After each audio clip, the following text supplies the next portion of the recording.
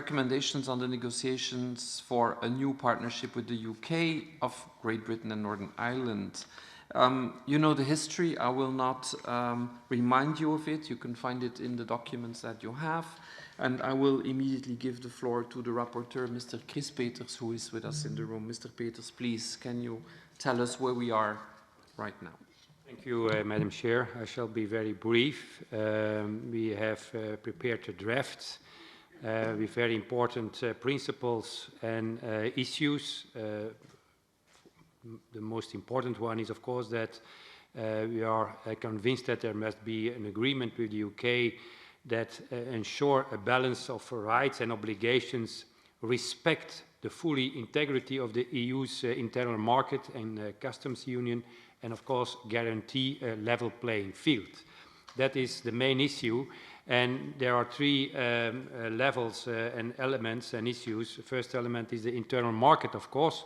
They're very important, once again, the level playing field, and that there is a very important legislation that must be in place, certainly when you look to the standards for our products, and the crisis today underlines that we need also in the future some very important standards for our products, also for products coming from the UK.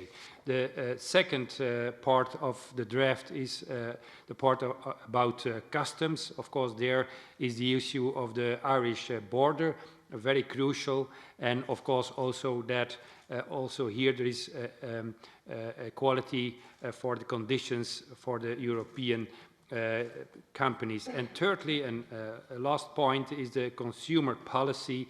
Also there it's very important to underline that the EU consumer protection standards and citizens' rights must be acquis also in the future. Now, Madam Chair, this was of course a draft before the crisis. A point that I would like to add is that now when you look to the negotiations about the Brexit, there are no negotiations for the moment because it's not possible to organize these negotiations, I've understood. And also I've noticed that when you look to the UK, there are no steps in favor of an agreement that must be on the table in June, or at least end of the year. There, of course, the question shall be very important. Is it possible to negotiate an agreement for the end of the year? And when there is no agreement, there is a hard Brexit. And when there is a hard Brexit, our companies are already in very difficult situations, that with a hard Brexit it will be worse. And that is, of course, a situation that we must avoid. And then we have the next question: is it, and it is a question for the UK, of course, to ask another date to finalize these negotiations, not at the end of the year, but next year, for example. And it's not only in favor of the European Union and the countries and member states, but also for UK. And this period, to ask a new period and a delay of the period must be on the table at least in May and June. So that is a point that is not in the draft, of course, and the question is, shall we put that in the draft, or do we have some other actions that we ask you to send a letter, or that our colleagues and coordinators take some actions to put that on the table? Thank you. Thank you very much for bringing that point to our attention, since the situation is urgent. I will give the floor to the shadows or coordinators of the political groups that are on my list, and I have now for SND Mrs. Schaldemose. Crystal, please.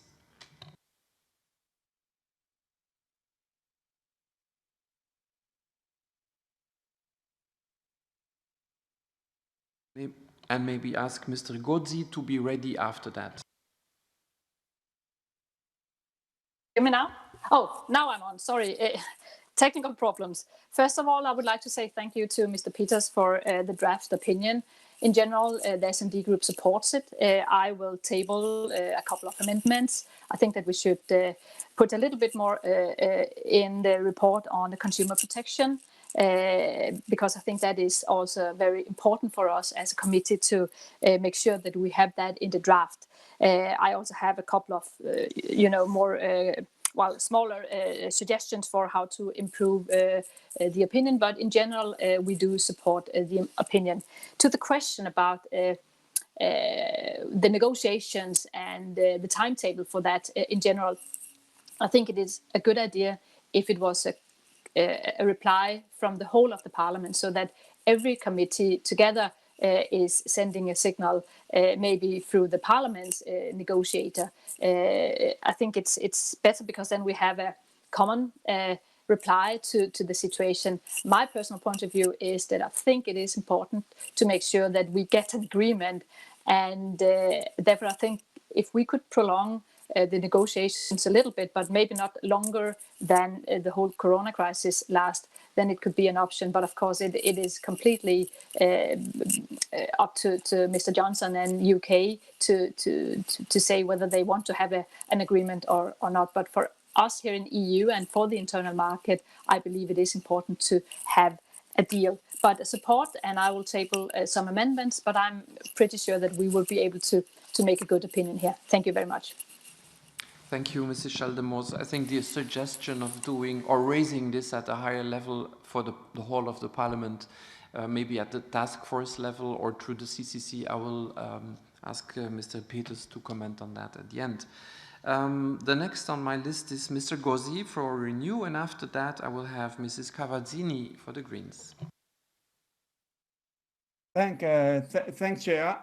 First of all, I would like to thank Mr. Peters for his proposal. It's very good, it's concise, it's straight to the point. I would focus on two main political issues. The first, which has already been addressed, the timetable. I think that, as you suggest, Chair, it is a good idea to raise it at the European Parliament level, but we must raise it because it is clear that the corona crisis is affecting also the timetable. It is up to the British government, it is up to the Prime Minister, but I think that it is very important to stress, because addressing the issue of the timetable is another way of reaffirming our will to get a deal, as it has been just said by the rapporteur and also by Mrs. Schaldemose. I would also be probably a little bit clearer on a fundamental issue, that the opening of the single market, it is strictly proportional to the will of the UK to align to EU rules. We know that this is a fundamental issue that I think it is largely shared also in our committee. I think that that could be addressed more clearly in one paragraph of the report.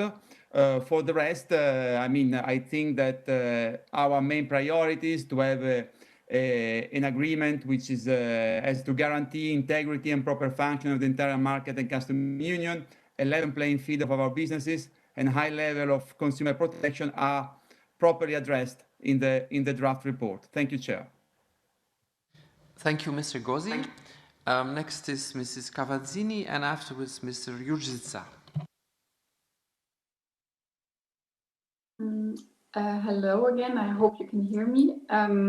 On the behalf of my group, I also want to thank the rapporteur very much for this very good, concise, up to the point opinion, which also sticks to the resolution that the Parliament has voted on already in February. In general, I think it is very important, and I see this very optimistically at the moment, that the Parliament really sticks together, and that the majority of the groups really have this common, strong standpoint on the level playing field, on dynamic alignment. And I believe all of these issues are also crucial for the IMCO committee next to the customs control and the proper customs control. So I'm very happy that all of those issues are already taken up in the opinion. We might, as Greens EFA, also table some amendments to, in the one or the other way, strengthen the language a little bit, but in general I think the line very good, and it's also very much to what we find important.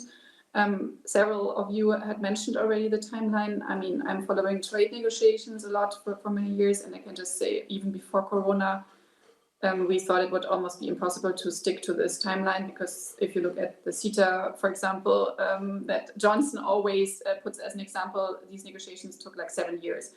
And even this is now basically made even more difficult with the Corona crisis. So I would really welcome a kind of probably common parliamentary approach on that. And my question to the rapporteur is then also, like, what does it also mean for our own timetable now that the last negotiation round was postponed due to Corona? How is the timetable now affected, or how is the official Parliament timetable of this resolution going? Thank you so much. Thank you, Anna. Mr. Jurzica, and afterwards, Madame Pelletier.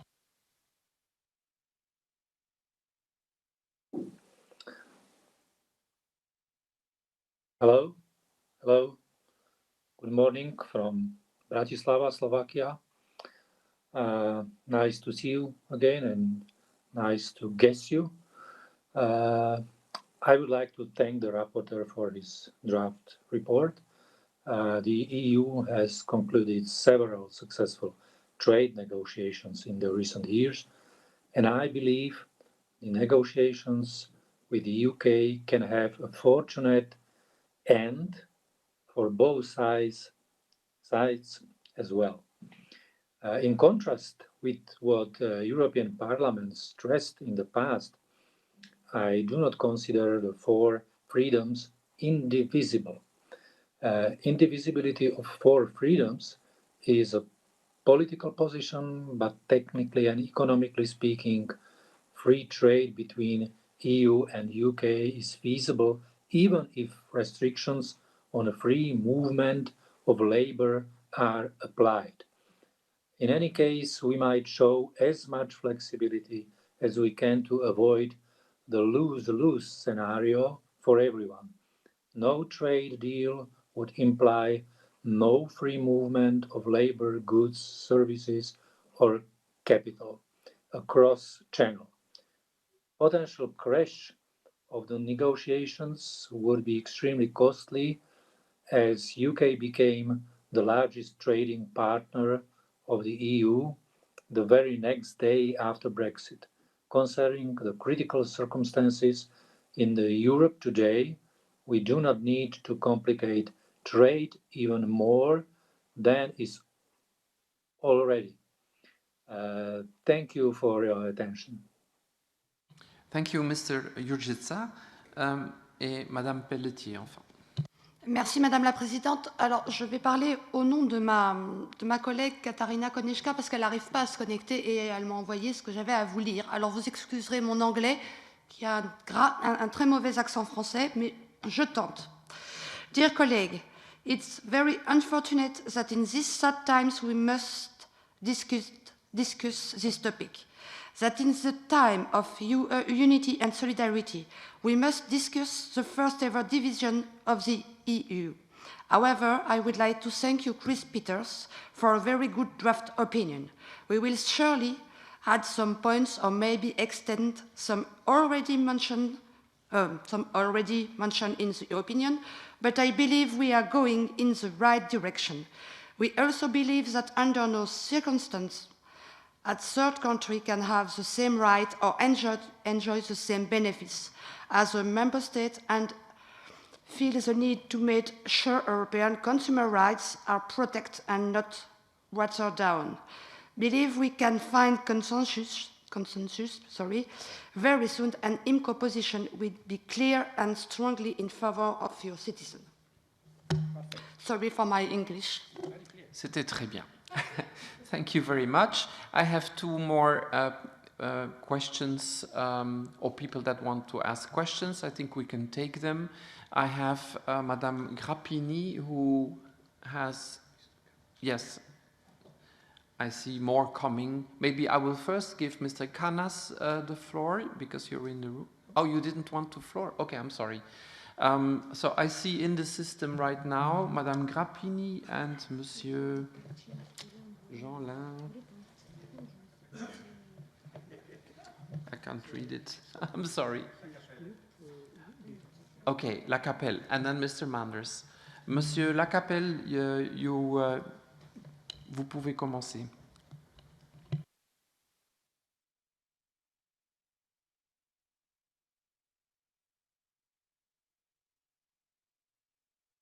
Monsieur Lacapelle, pourriez-vous s'il vous plaît appuyer sur le bouton micro de votre ordinateur?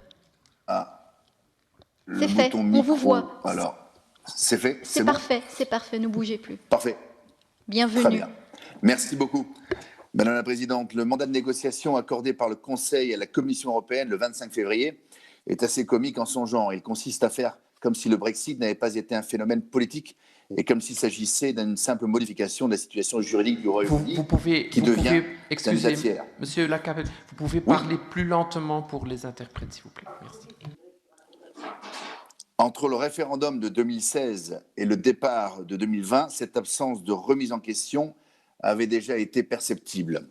Ce n'est pourtant pas faute que les Britanniques aient donné, confirmé et reconfirmé leur choix, mais rien n'y fait et tout se présente comme si le vote n'avait pas eu lieu, comme si tout devait se poursuivre business as usual pour les deux parties.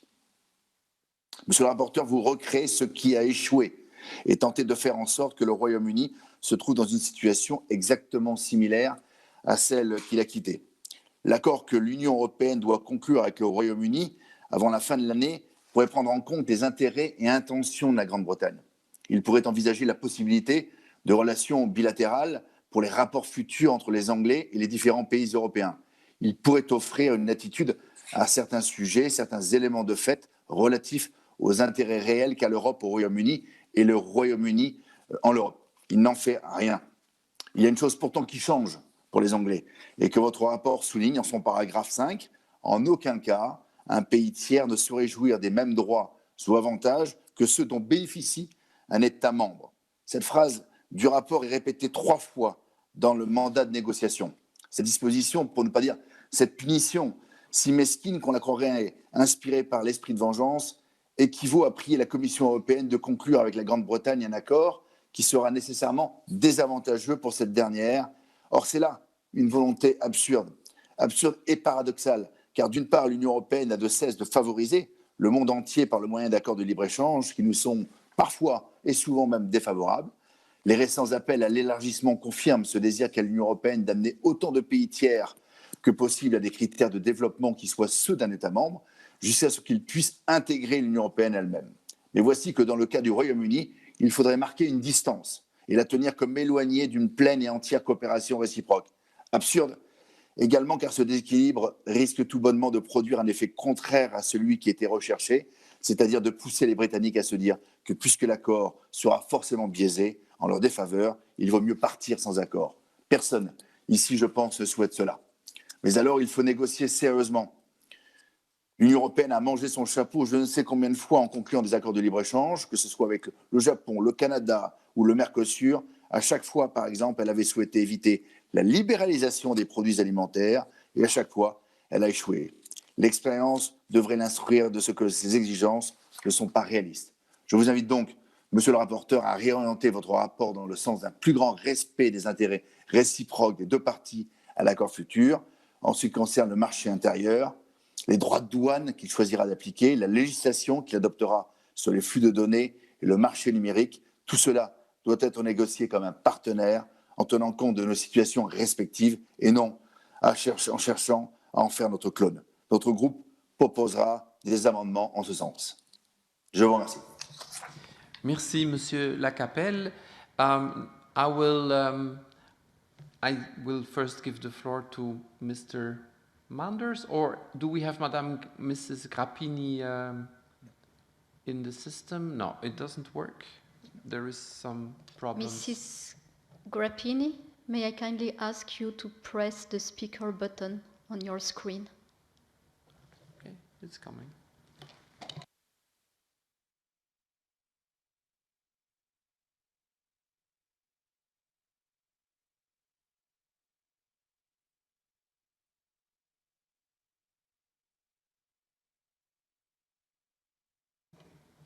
doesn't seem to work. Maybe we'll wait until maybe she can try again. I will first give the floor to Mr. Manders then. Please, Mr. Manders. Can I ask you to limit to in the time because of the time schedule? Thank you. Of course. 1 or 2 minutes maximum. Thank you.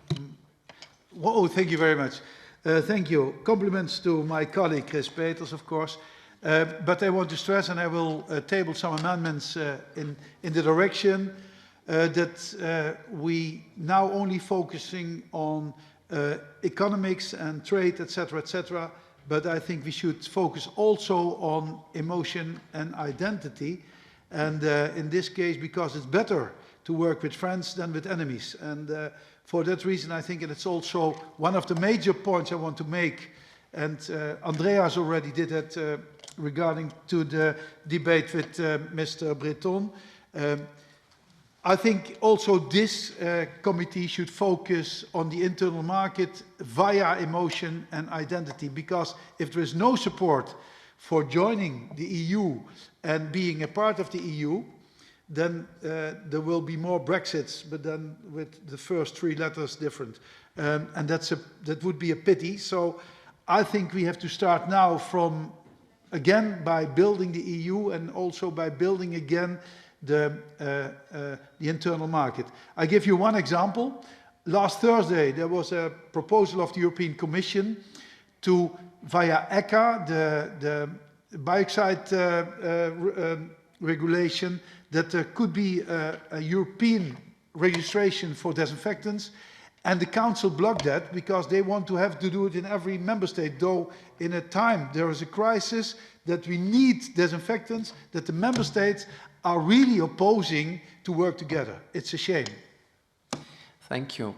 I will close the speakers list on this topic now, because I'm informed that at 12:30 we have to stop, and then the system will not continue, and we have another report. So we'll have to be concise. Mr. Peters, do you think with 1 minute you can do? Yes, I shall be very brief, Madam Chair. First of all, thanks for all the reactions, and I'm looking forward for the amendments. Secondly, what the timetable concerns and the Brexit timetable, I have no problem at all that we put that on a higher level, but for the internal market and for this Commission, it's very important to underline that there is a problem, and we must avoid some big problems in the internal market. All the other reactions, we shall look forward once again to the amendments, and we shall try to find a common sense, of course, and a large majority to support this draft of opinion. Thank you. Thank you very much for your concise